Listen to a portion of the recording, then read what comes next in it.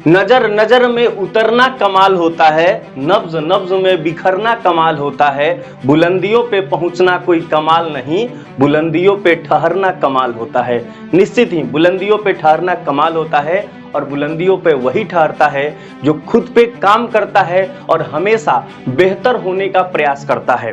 14 जनवरी से 26 फरवरी 2025 के बीच हुए कुंभ में आईआईटी बाबा बहुत प्रसिद्ध हो गए। यूं कहें कि इन्होंने बुलंदियों को छू लिया, लेकिन बुलंदियों को तो छू लिया किंतु बुलंदियों पे टिके नहीं रहे, क्योंकि उनको 28 फरवरी 2025 को ही पाकिस्तानी एजेंट होने का आरोप लग गया।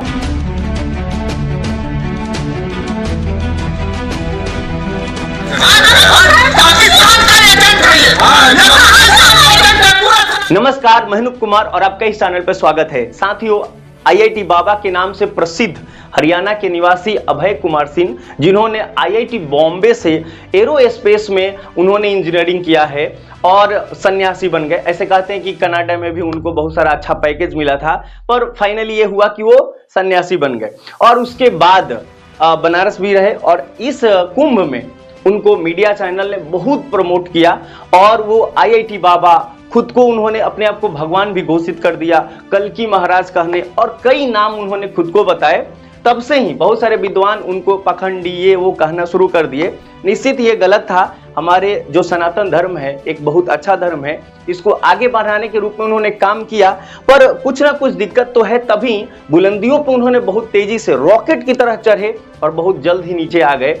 इसके पीछे कारण क्या है, आपको मैं ध्यान दिलाऊं कि कुंभ के दौरान ही उन पे ये आरोप लगना शुरू हो गया था कि ये नशा में रहते हैं, है ना, ये ड्रग्स लेते हैं, ऐसे बहुत सारे बातें होने लगी, है ना। हमारे कैंपस में भी, बीएचयू में भी ऐसे कुछ लोगों के मुंह से हमने सुना और चर्चाओं में भी ऐसा हुआ। कुंभ के दौरान ही जूना अखाड़ा से संबंधित जो विद्वान है उन्होंने क्या बोला था, आप ये देखिए। कुंभ के दौरान ही उन्होंने ये बात बोला था। एक नशे की लत में हमने पाया कि हल्का सा वो कुछ लेते थे तो उससे भी उनका बैलेंस कुछ बिगड़ने लगा, तो उससे वो डिस्कनेक्ट करने लगे, अपने शब्दों को इधर उधर सेट करने लगे, तो फिर बिगड़ गए।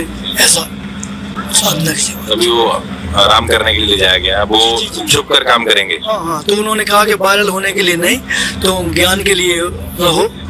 वायरल होने वाले तो बहुत सारे लोग हैं, लेकिन जो पाने के लिए निकले हो वो छुप के पाओ। उनको कुंभ के दौरान ही उन्होंने कहा कि आपको मीडिया में नहीं बोलना है, आपको छुप के रहना है और जिस लक्ष्य के लिए आप आए हैं, है ना, सन्यासी बने हैं, आप उस पे काम कीजिए।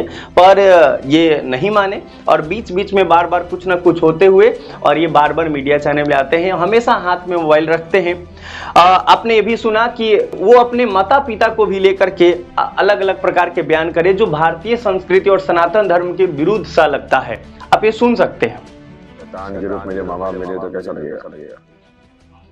वे बहुत तेजी से वायरल तो हुए और साथ में ही उनका बहुत सारा विरोधी लोग खड़े हो गए और बहुत सारे प्रश्न उन पे उठने लगा और ज्यादा हद तब हो गई और ज्यादा प्रश्न तब आए हैं, ज्यादा पखंडी उन्हें तब कहा गया है जब उन्होंने India versus Pakistan champion trophy 2025 पे उन्होंने अपना प्रिडिक्शन दिया और ये कहा कि भारत हार जाएगा, पाकिस्तान जीत जाएगा, विराट कोहली अच्छा परफॉर्म नहीं करेगा।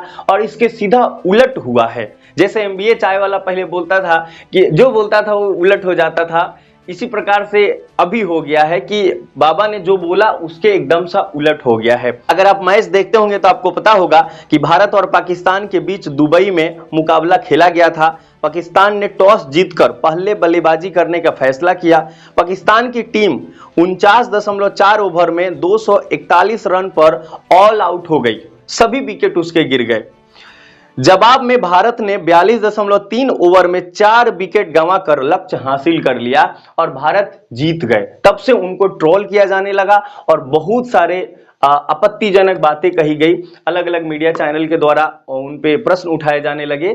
और हाल ही में न्यूज नेशन ने उन्हें इंटरव्यू के लिए बुलाया, बाकायदा उन्होंने टिकट कटाया प्लेन का और स्टूडियो बुलाया, फिर बाबा लाइव हुए, पूरा दुनिया देख रहा है, हमेशा मोबाइल हाथ में रखते हैं। वो इंस्टाग्राम जो उनका आईडी है कल्कि वर्ल्ड 777, इसमें उन्होंने बहुत कुछ डालते हैं, तो इसमें भी वो लाइव थे। और क्या घटनाएं हुई है पहले आप ये देखिए।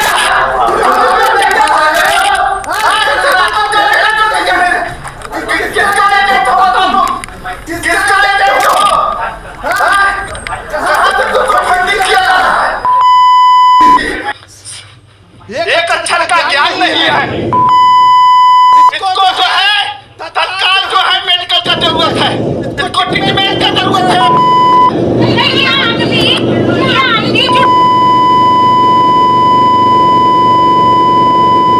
धर्म का निराकरण कर रहा है, संतों को बदनाम कर रहा है, लोग पागल बना रहे हैं, इसको बाधा है। इसको जो है मेंटल हॉस्पिटल जाना चाहिए। ये बिल्कुल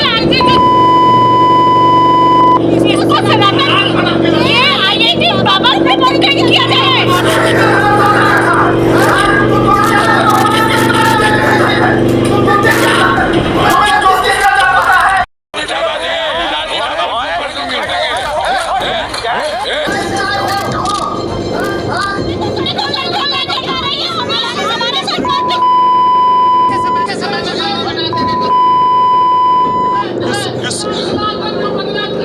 इस प्रकार से इसने उठा करके ऊंचाई का रहेगा है। भगवान ये संत के लक्षण है, ये संत के लक्षण है।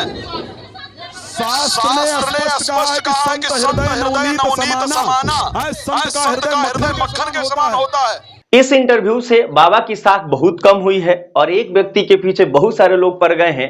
एक व्यक्ति जब प्लेन की तरह सफल होता है और रॉकेट की तरह आगे बढ़ता है तो बहुत सारे लोग पांव खींचने आ जाते हैं और प्रश्न में प्रश्न होना शुरू हो जाता है। मेरा व्यक्तिगत मानना है कि एक व्यक्ति के पीछे अगर बहुत सारे लोग पड़ जाए और बहुत प्रश्न पूछा जाए तो उसे एक्सपोज करना आसान काम है ना। मैं ये जरूर कहूंगा कि एक बहुत तेजी से आगे बढ़ना उनके लिए खतरनाक सिद्ध हो रहा है। बुलंदियों पे पहुंच गए हैं तो बहुत सारे प्रश्न को उनको सामना करना होगा और उस सब प्रश्नों को उनको जवाब देना होगा। अगर नहीं देंगे तो उनको पखंडी कहा जाएगा और लोग कहेंगे, इसमें कहीं से कहीं तक कोई शक नहीं है।